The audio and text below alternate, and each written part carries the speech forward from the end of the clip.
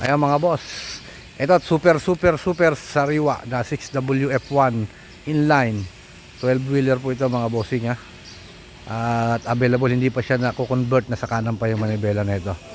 Ito, papasilip ko po sa inyo, super sariwa pang ilalim nito. Naka 8 stud siya, naka 245 by 70, ang rim niya 19.5.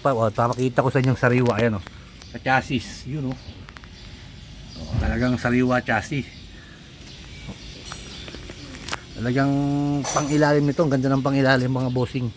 Sariwang sariwa. And then ang lock pa nito is 1, 2, 3, 4, 5, 5 yung lock. 5 yung lock ng F1 na ito. Ayun, stainless pa yung kanyang mga bisagra. Ayun. With toolbox 6WF1 po na inline. Talaga naman na all goods to mga bossing. Sa makakauna po makapunta rito ng Subic, ito't makita nyo to, talagang sariwang sariwa. Yung nakita nyo sa may secondary chassis na yan, wala po yan. Ano lang po yan, hindi siya bulok. Ang importante dyan yung chassis nya. Chassis po ang magdadala dyan. Pero ito, hindi naman bulok yun. Ito yung sa airbag pa lang, ganda na oh. Sariwang sariwa ang mga bossing ngayon oh. Pati yung sa likod nya oh. Stainless, single lock pero stainless. Ganda rin ang taillight nya oh. 6WF1 inline. Ayan, wood flooring.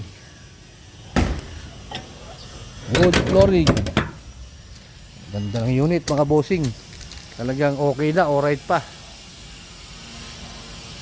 Ayun.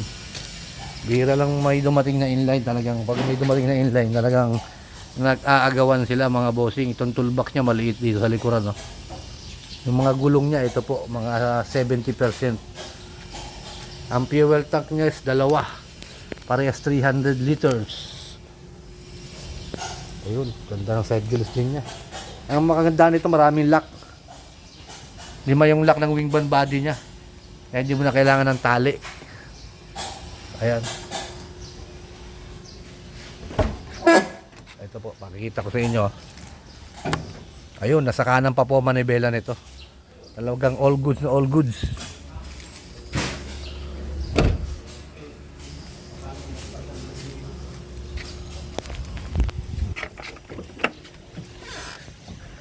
Ayan mga bossing oh. Tingnan natin yung kanyang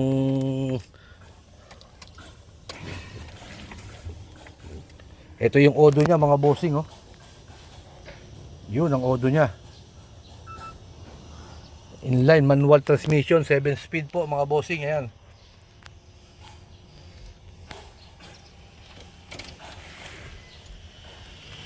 Nasa kanan pa ang manibela mga boss ha.